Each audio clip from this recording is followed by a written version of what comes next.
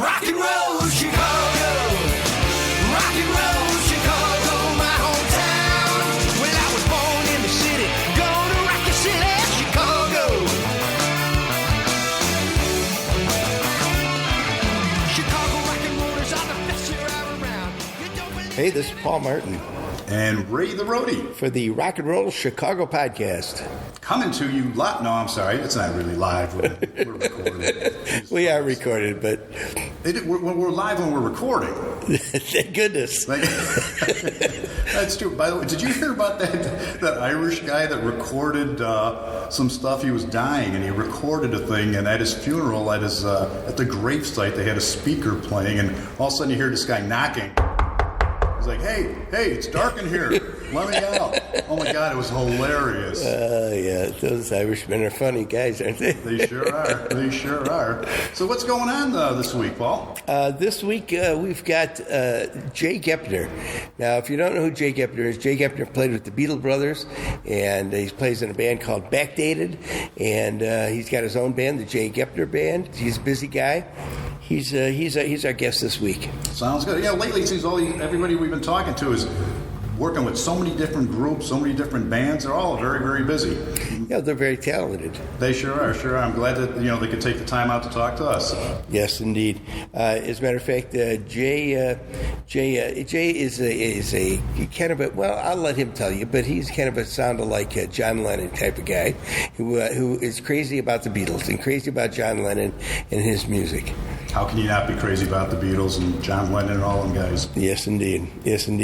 Well, let's get to Jay's interview right now. How's that sound? And away we go.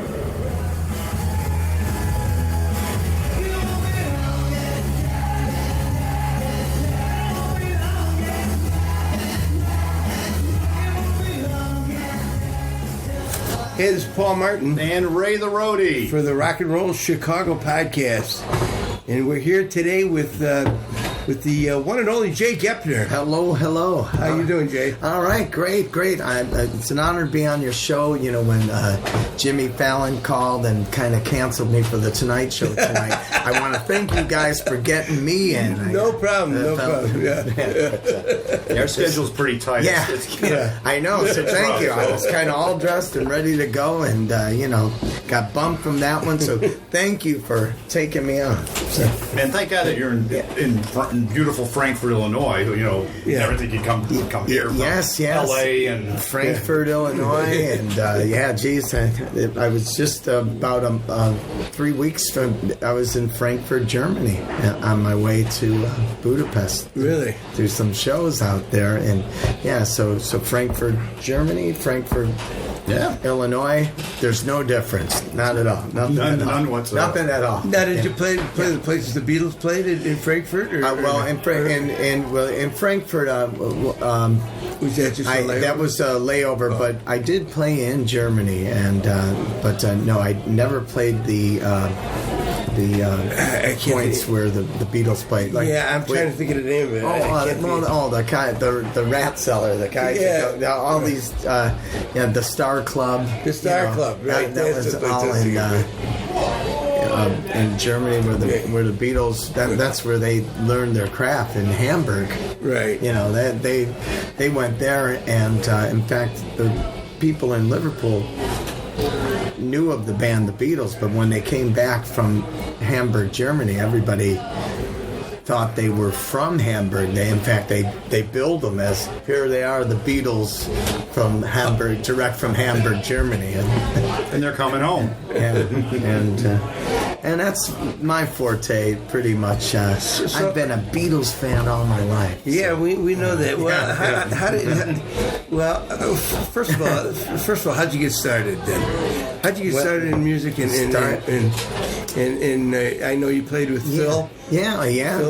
We had the Beatle Brothers. The Beatle Brothers still kind of do things on and off. Yeah. Every once in a while, and the whole thing started when I was 8 years old, and I seen Hard Day's Night for the first time, and that was like, wow, this was so cool. I'm the youngest of 6 kids, so my brothers and sister had all the records, so I would listen to all their 60s bands, and they had some Beatle records. And, Sure. But then when I seen Hard Day's Night, and I actually seen who the Beatles were, I was like, You were sold. I was sold. I was sold. My name is John. My real name is John, even though everybody calls me Jay. So I had that connection with John Lennon.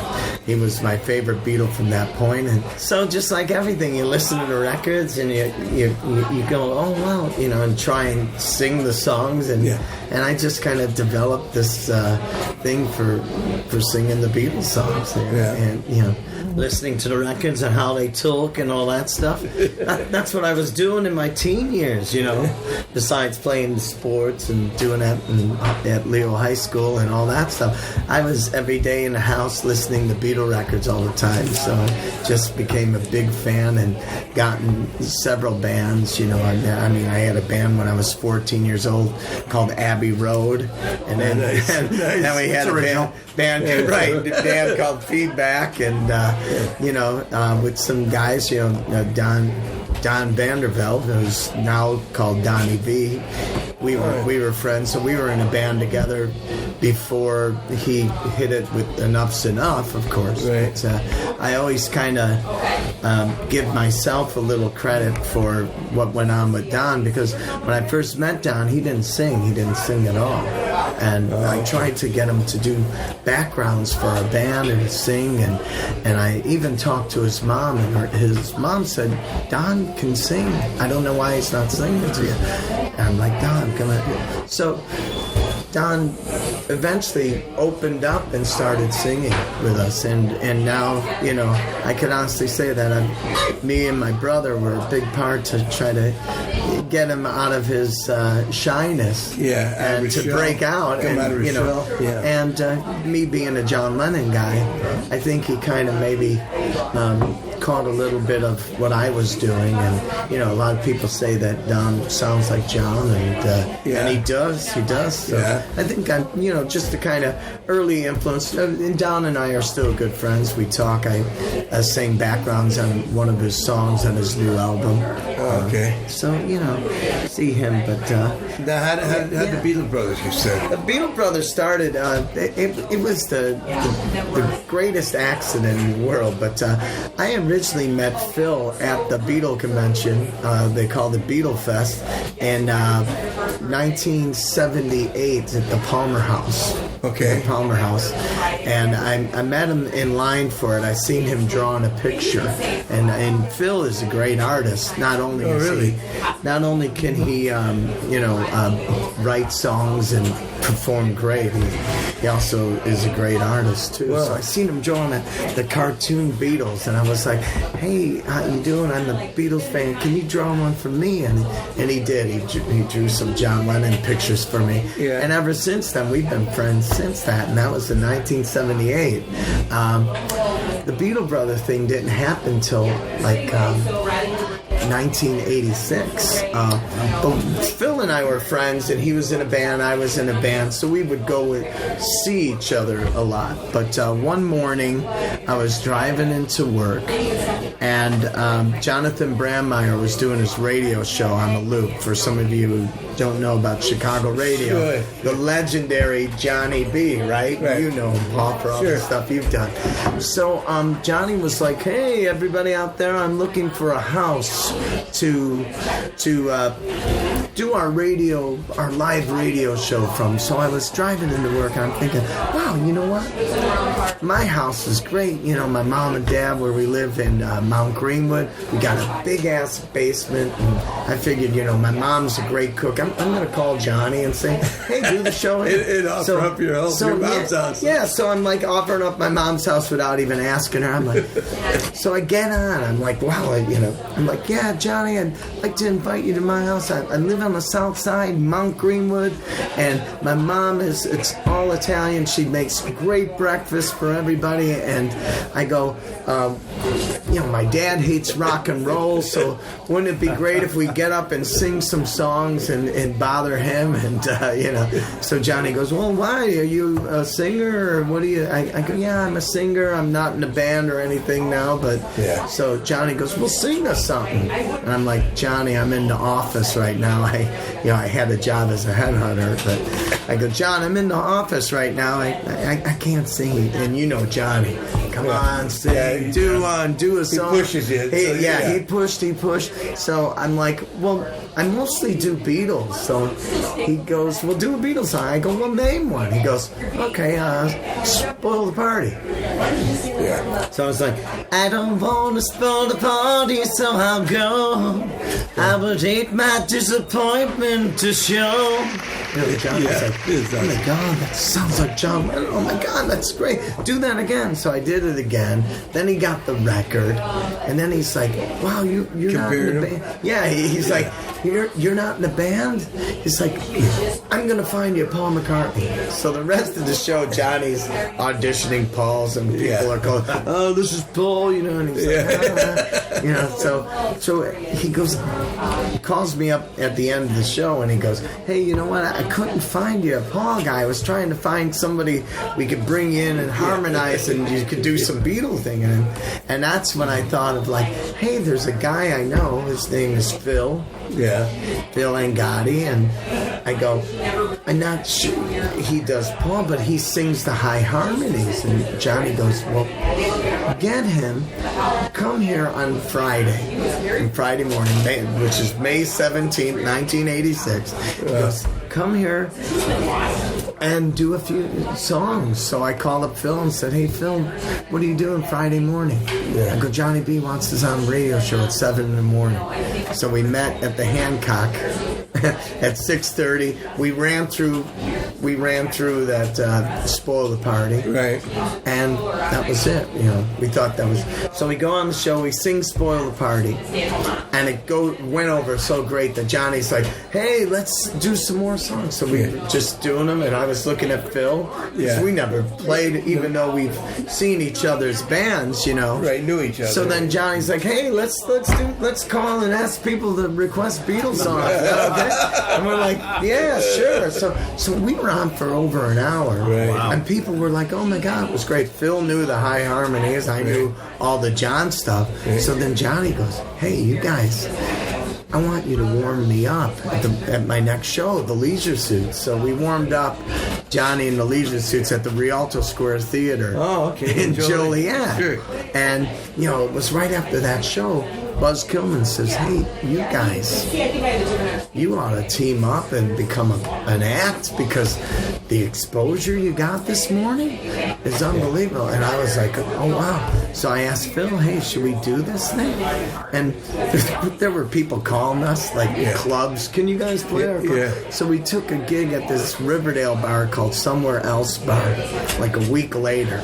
And we... In Riverdale? In Riverdale. Somewhere Else Lounge, it was in Riverdale.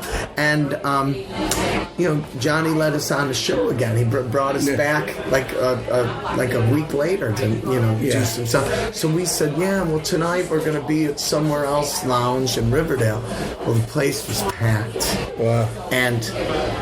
The power of radio. The place was packed. Phil and I just get on the stage, and we get a standing ovation. It was the most incredible thing I've ever witnessed in my life. I mean, we didn't even sing one song yet, but it was just all the people because they appreciated what we did on the radio show, and then it was great. We had them from there, and then a lot of energy. Then from that point on, we went to play, everywhere, from festivals to warming up you guys with the Dancing Noodles, and in with the Johnny. I didn't realize it was 86, man. It was 86, May of 84, so May of 86. So and which was a crazy year. That was the year the Bears won the Super Bowl. It just and all that craziness. We had Steve and Gary. We had the all the loop. We had Kevin Matthews there and Johnny. It was the height of the loop radio. It was right that we were all in the middle of it. Right. And Johnny would go see your band, the Dancing Noodles, at the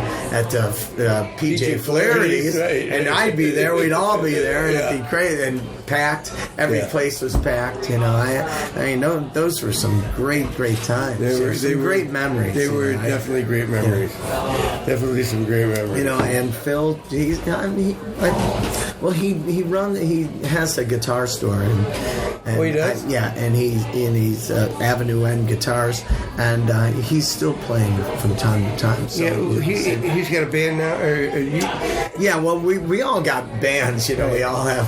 You know, the Beatle Brothers is always in the pocket, and if he ever wants to do anything, we're always open to do stuff, which is great. But we're all in different bands. I think I got like 5 now. I think I got the Beatle Brothers. I got this band Backdated, Backdated. I had a chance to work with them. Yeah, and Class of '68 band. I have my own band, which is my own music, which is called the Jay Goeppner Band. Well, tell us a little bit about that. Yeah, well. Now, are you doing your own writing? Or doing my own writing. I've been writing for years, Paul, and I do play. I play guitar and I play a little piano, but I never bring it up on stage with me.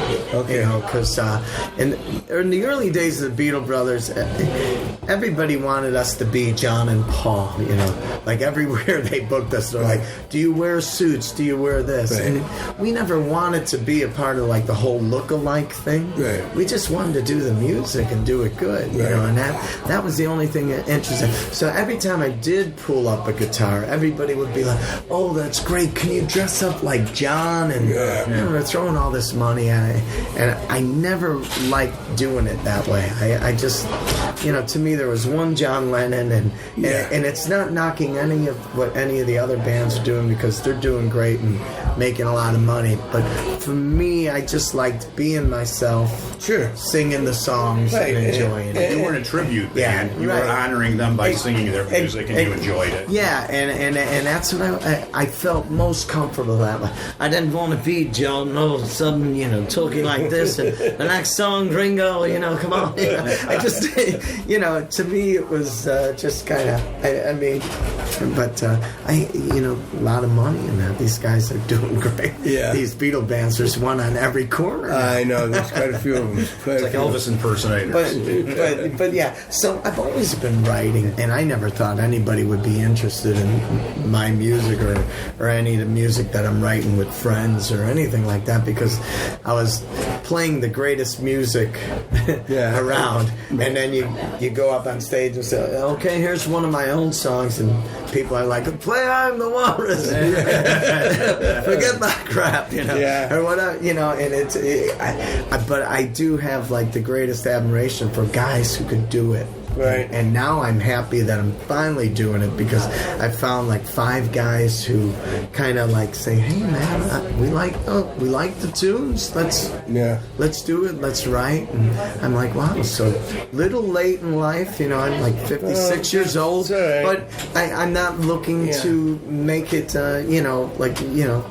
I just love creating. You do it for the enjoyment, right? I just love what I'm doing. I love what I'm doing right now. Do you do any Beatles in the Jay Goeppner band? Yes, we do. Yeah, we kind of, because that's what influenced me. And so every once in a while I'll throw a song, and that's, people could be familiarized. So, and it's mainly because I feel like, oh geez, I'm boring the crap out of these people, so I got to throw in a number that they know. You know, throw something in there. Have you recorded any of that? Yes, I had done some recordings, and I haven't put anything out yet. So I'm thinking about this year might be the year with, but you know, it all takes time because of all the bands and playing out every weekend and this traveling around. I've been very blessed and fortunate to play Liverpool, England for the last 11 years. Wow. You know, and I brought every band that I played. I brought Backdated there. I brought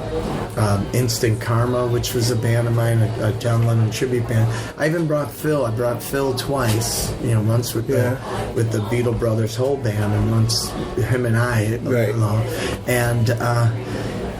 And when you're there in the holy land of Beatle, and that's what it was. The first time I went was in 2005, and I was a little scared because, I knew I sang a lot of like John Lennon and stuff, but I thought, well, we're playing with a lot of bands from England, and they automatically have that voice and that sound. Yeah. So when we started playing, people were like, "Oh my God!" and they were following us around, and every crowd at every stage got bigger and bigger, and Now, how'd you get linked up doing that, playing it? Well, I sent them a videotape, and through the years I got to know some of the people that performed with the Beatles, like Klaus Vormann was in town, so he put in a word for me, and Neil Innes from the band called the Ruddles, and he also works with Monty Python.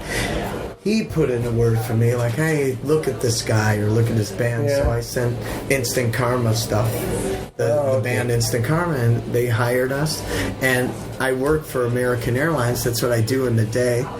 31 years with American Airlines loading airplanes. Well, that's cool. So that's good. I got them involved because, when You need to get over there. we need to get over there. Yeah. So American Airlines was great. They flew all 6 of us there.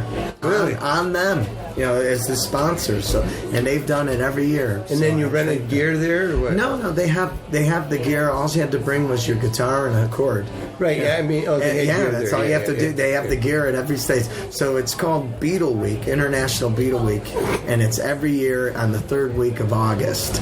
And they have, you play the Cavern Club, you play the Cavern Front, you play Cavern Pubs, you play the all the old Beatle haunts. Yeah, right. Which is, it's unbelievable. And every stage has the equipment already there. So cool. all these bands coming from all over the world are there playing, and it starts at 12 noon and it goes to 5 in the morning every day for a whole week. Wow. So when I was looking at my schedule, I'm like, 3 in the morning? we have a gig at 3 in the morning. And I was like, who the hell's going to be out at 3 in the morning? We start this gig, we play for an hour, and you know what? That was the best gig. It was packed. It was loaded, and people just have a great time. What was it like the first time you stepped on the Cavern Club stage? I got goosebumps. I still do.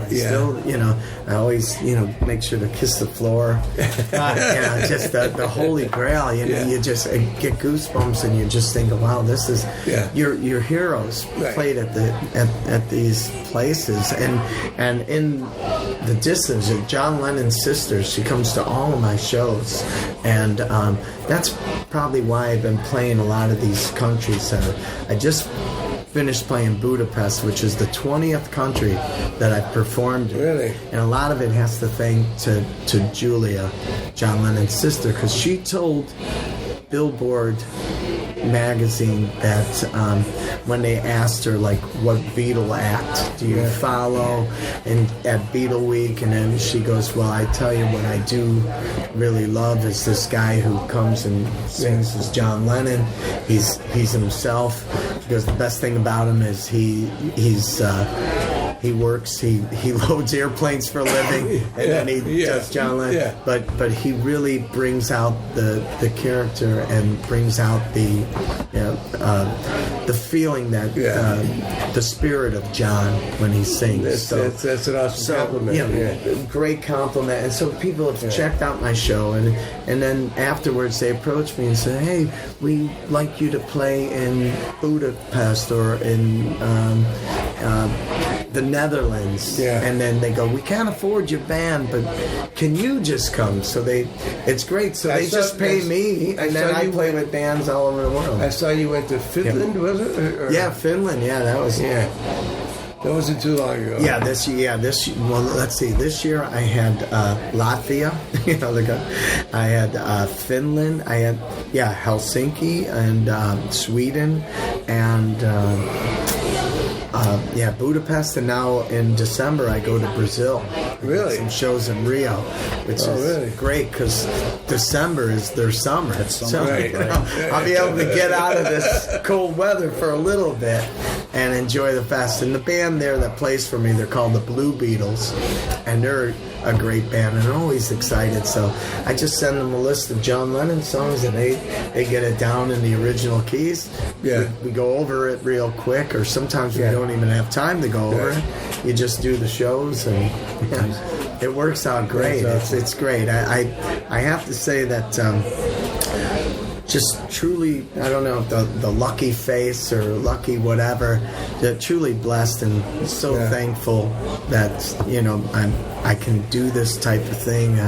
I'm a church-going guy. I go to church every Sunday, and that's from my Catholic upbringing, Leo High School and everything. I thank God every day just for the opportunities that are coming and the people that I'm meeting. It's just, you know, I didn't know what I was going to come and tell as far as story, because to me it's just all kind of boring and stuff like that. But then when I look in hindsight, it's pretty great, because I was I was 12 and 13-year-old just singing in my garage and never ever thinking that, oh wow, look at all these different places that I've been around the world, and it's awesome. It's awesome. And tell me about Backdated. Yeah, Backdated is just a cool classic rock band, and it's just cool. Were they together and then you joined them, or no? We all just formed it together. Oh, okay. Because I wasn't sure. Yeah, and it's just fun. A lot of different songs, you know. And you know, I've been so Beatled that you know, there's great songs like "I'm Easy" by Lionel Richie. You know, geez, great song. You can't do it. Like Sunday morning. Sing it, yeah. Easy like Sunday morning. You know, just love to do all those fun songs that I don't usually get that much time to do. And it's a lot of fun doing the Doors. I love the music. I never did the Doors, and now I'm finding out that, oh wow, this is great. This is a lot of fun, you know. Now, how long has that band been together? It's about like 4 years. Yeah. 4 years, and it's been fun. It's been fun. And now I'm doing a duo thing called 2J Way. Met this gentleman in one of the bands that I was playing with, Class of '68 is another band that I play in. And so I met this guy named Jay. And he plays piano, and he's like, man, I'd love to like do a duo thing. And I thought, okay, you know, it'd be fun doing Elton John and Billy Joel songs. And we do Elton, ELO, we do Bee Gees songs, and it's just the two of you? Just the two of us. And we play all different types of wine bars, coffee shops, these little places that, you know, you just set up the piano and you do these songs. And what's great is I'm not out till 2 in the morning anymore. I'm playing these things from 6 to 9. All these great different hours that are like, wow. So always cool opening yourself to different ideas and things. And that just started up just a few months ago. I think we finally got like 3 hours of material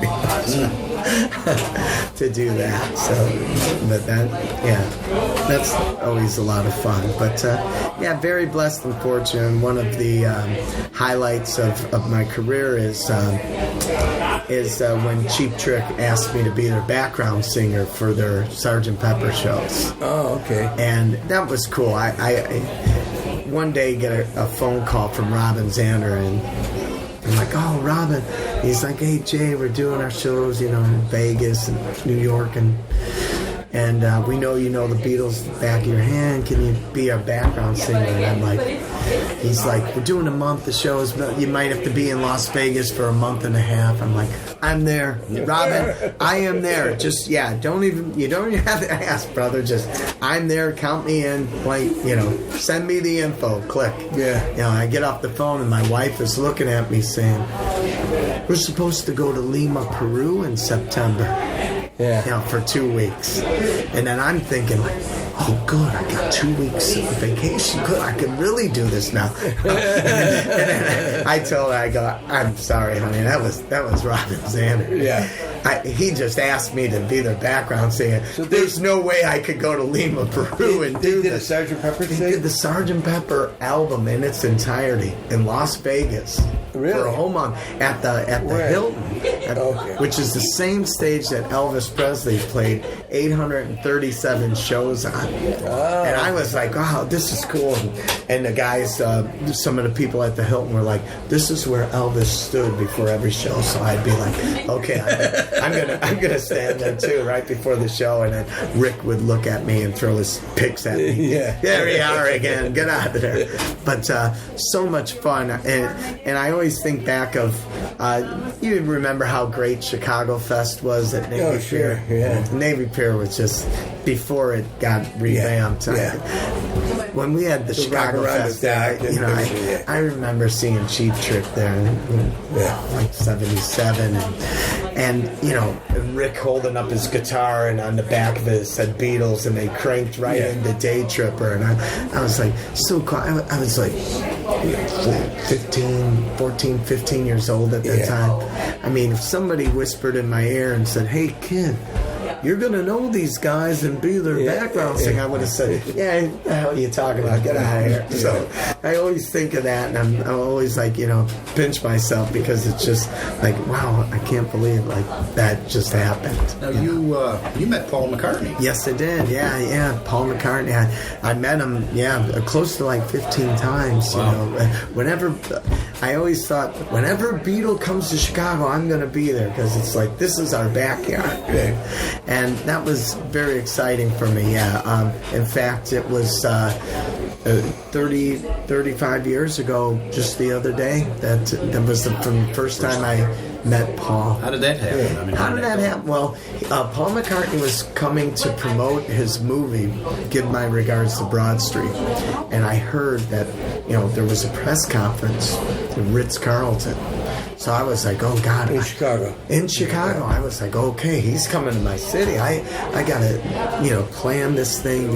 And I went a week before, kind of scouted out the whole Ritz-Carlton, knew every door, because I was going to be a stalker. I said, geez, if a Beatle is At coming. least you admit it. Right? Oh, yeah. Well, I'm a big fan. I was, let's see, I was 21, 21 years old. Yeah. Now, if you think of it, Paul McCartney hasn't visited Chicago since 1976. This is 1984. Okay? That's how long it was till Paul got up and started going again. And then, of course, he didn't come back till 89 when he formed the whole band. But so I knew he was coming, so I have to plan. So I knew the room where he was going to be in. I just knew everything about the hotel. So then the day of, everything's going down there. I figured Ritz-Carlton, I got to put a suit on. I'm going to dress up real nice and go there. Well, it was a good thing that I did that, because I put the suit on and I sat right in the lobby, right, with my, I think it was the Wall Street Journal. I just, but reading it, just kind of, I wasn't doing any reading. I was just kind of closing it and looking around. It was last week's copy, right? Yeah, exactly. Upside down. Yeah, exactly. Upside down. It wasn't even up. So, but what was funny was there were people there, and guys in Sgt. Pepper suits and stuff like that, and with Paul T-shirts on and this and that, and the security just, you gotta leave. You gotta leave.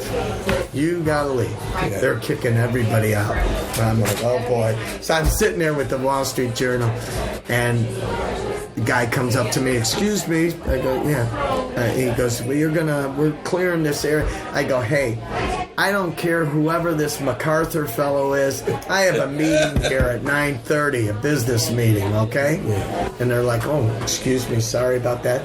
Just go on. Yeah, MacArthur fellow. Yeah. So what was great was when Paul came out, and then there he is, and it's just me and him and that security guy. Of course, I'm going up to, Paul, welcome to Chicago. And the security guy's looking at me like, you slipped through the, and said hello to Paul, and then it was it was just a great feeling. I didn't ask him for anything, and somebody clicked the picture, and I was able to have that picture. But then every other time Paul come to Chicago, I'd know where he was at. And, one time I had my Hofner bass, my brother's, my brother Dan and I had a Hofner bass, and he's a bigger Paul fan than I was. So Paul was coming through in '89, and I always had flowers for Linda, because whenever Paul would show up, Linda was there. Everybody would attack Paul. Paul would be, and Linda would be there just standing. So, I brought Linda, bring Linda flowers. Hey, Linda, give it. And she said, oh, thank you. This is so beautiful. And then, everybody's attacking Paul. But then Paul comes around. Okay, all right, who's this guy? All right, hey, Paul, I'm Jay, and nice to meet you. Okay, nice to meet you, Jay. And then blink. Hey, Paul, can you autograph my bass? Yeah. He goes, oh, where is it? I go, it's under the couch. I had to hide it. They would have threw me out. He goes, okay, go get it. So I get the signs the Hofner bass. And I'm like, cool. Thank you. So then every time I seen him after that, he'd always go, how's the band? And every time I'd have flowers. That's cool. And I had flowers for Heather and everybody else. And I'd go up to him and say, hey, Jay, I'm Jay from Chicago. Jay, I know you. I meet you every time I'm here in Chicago.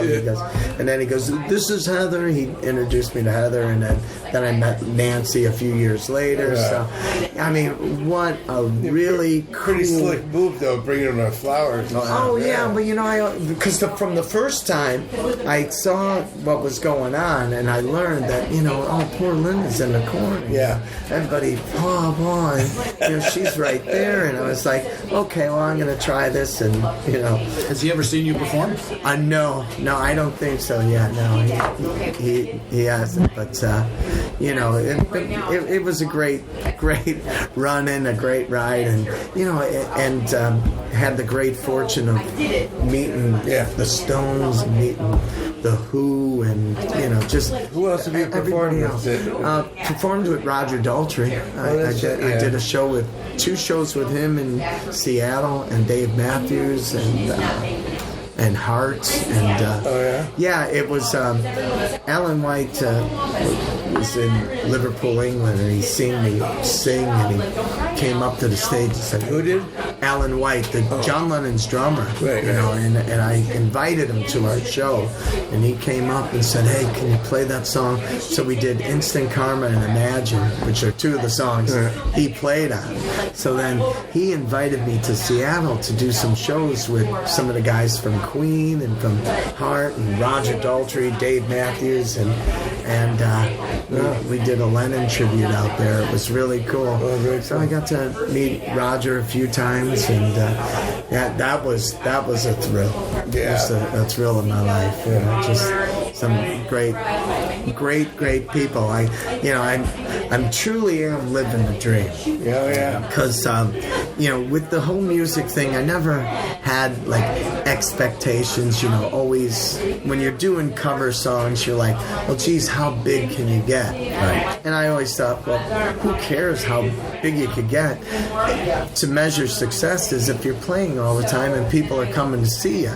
So I never thought of like, oh, I got to get out of this playing the dirt hole in and on to bigger and better things. I still play the dirt hole in, and any hole that asks me to come and play, I will be there playing, because I just I just love it, and I'm just very happy to still be doing it. I'm 56 years old, and what's great is like these opportunities just coming out of the blue to especially these international shows that come in and sing in these different countries. It's just really been fun, and just having a great time. So to me, I'm living the dream, because I work at the airport. I do that by day, and then by night I'm singing and doing what I really want. So now backdated, you took them to Liverpool, right? Liverpool, last year, it was great, and we did a great.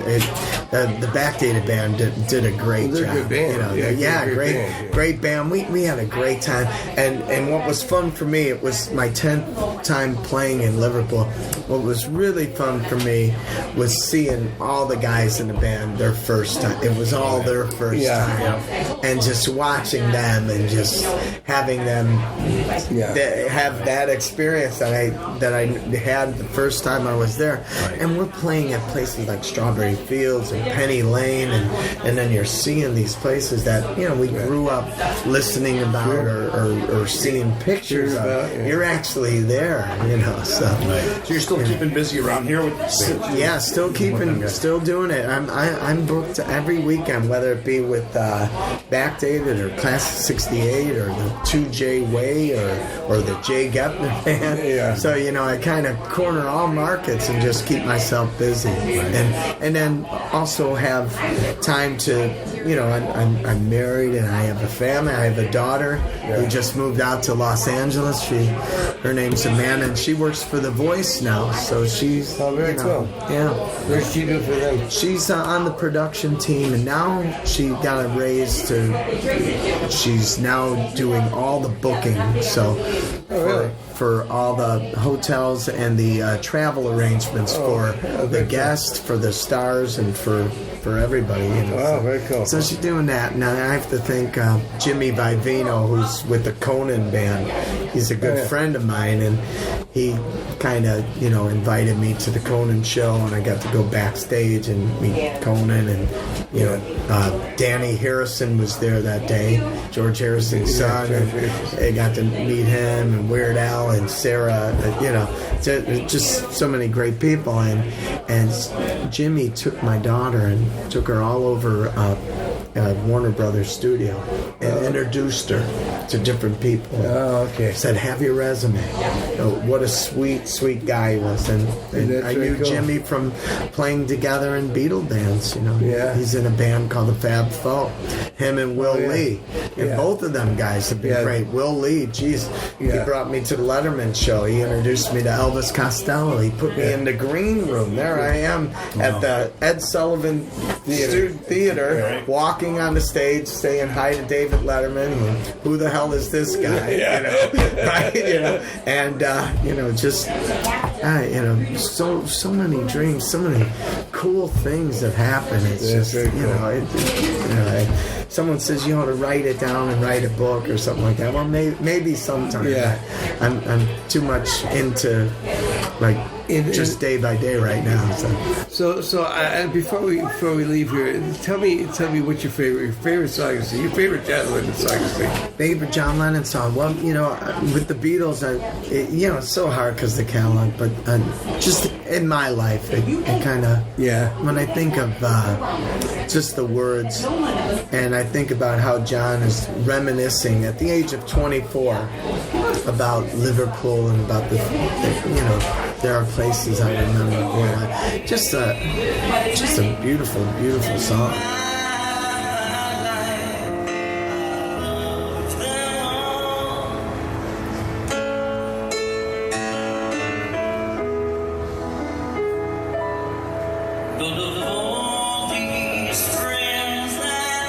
George Martin doing that piano bit in there. It's just, I think the Beatles did it a little fast, you know, because they had to record everything fast during those days for some reason. But, you know, I just love that song. That's good. I think that's probably one of my favorite ones. And it's a solo John Lennon, of course. I love Imagine, but I really Mind Games is great. And it's just I have a different one every week.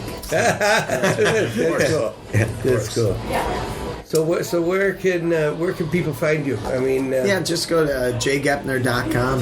Okay. And there's a page there, and you know, same with backdated.com or jaygoeppnerband.com. You know, so and it's Goepp. Yes, JAYJ and GOEPPNER. Okay. And how about you guys? This is great. This gig you got here with this. You know, it's kind of fun. Ray rock and roll Because you guys have seen it all too. I mean, Paul, you with I first met you back, with M&R Rush back in 30-something years ago. Playing a 40 years with the Recreation Center in Calumet Park. I remember you guys. I was real young then, and then growing up and watching your success and seeing all your bands. Right. And well, my two bands, I kept it to two. But and I'm still playing in both of them. But but Ray came up with this idea about a year and a half, a couple of years ago maybe, and he presented it to me. He said we should do a podcast, and I'm like what? What's a podcast? Right. So he says we call it Rock and Roll Chicago. The name fits. And he says we just talk to people and bands and individuals and musicians from the 60s, the 70s, up to current, and see what they're doing and see how they tell us a little bit about their band and so I said it sounds like a good idea. So we started doing it and we've got 20 some in the can. Oh, that's beautiful, man. Best of luck. I'll go through my card dial and send you some guys I know. Maybe hopefully Rick Nielsen or something. Yeah, sure. Give you guys a call too, and I can help you out with some of the Chicago musicians that I've worked with. But this is a real cool thing you're doing, man. We now have a studio too. At Illinois Rock and Roll Museum on Route 66. Oh, really? Okay, good. They just got us all the equipment. We set it up last week. Actually, this morning we were there. Oh, good.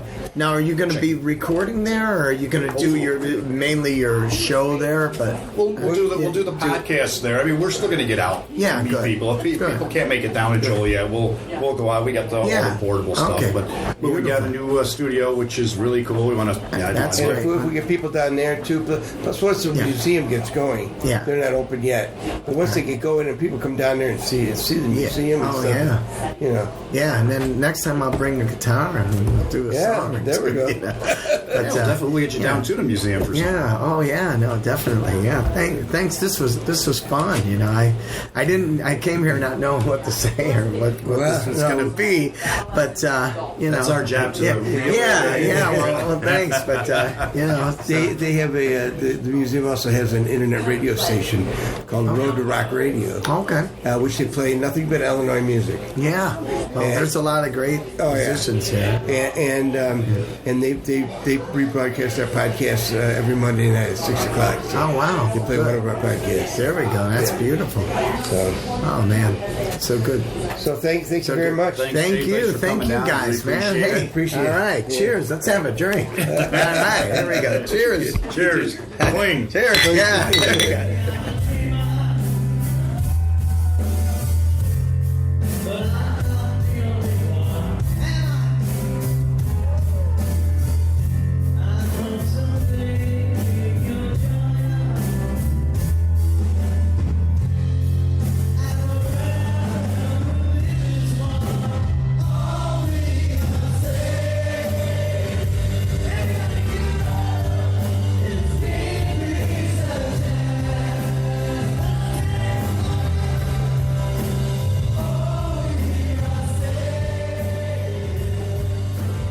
Wow, that Jay's an animated fella, isn't he? I'll say for sure, Paul.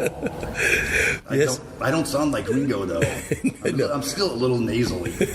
Well, you've got the looks for Ringo though. Oh, I thought it was more Richard Branson. Yeah.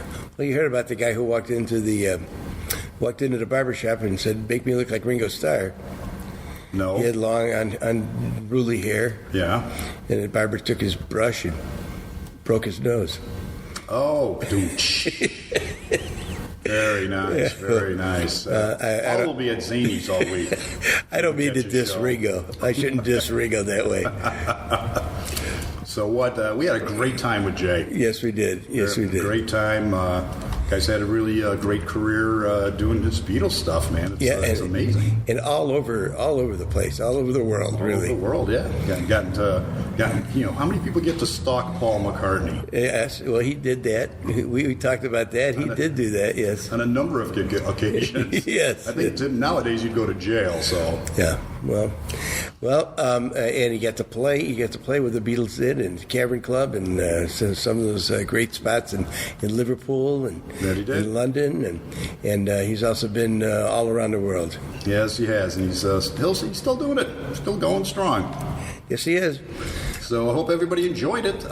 Make sure you guys check us out on Facebook and on our website.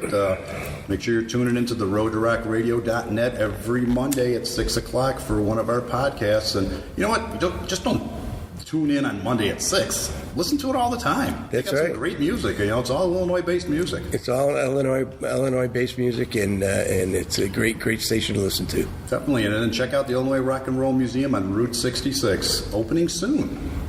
All right. Thanks for listening. Talk to you soon. Chicago.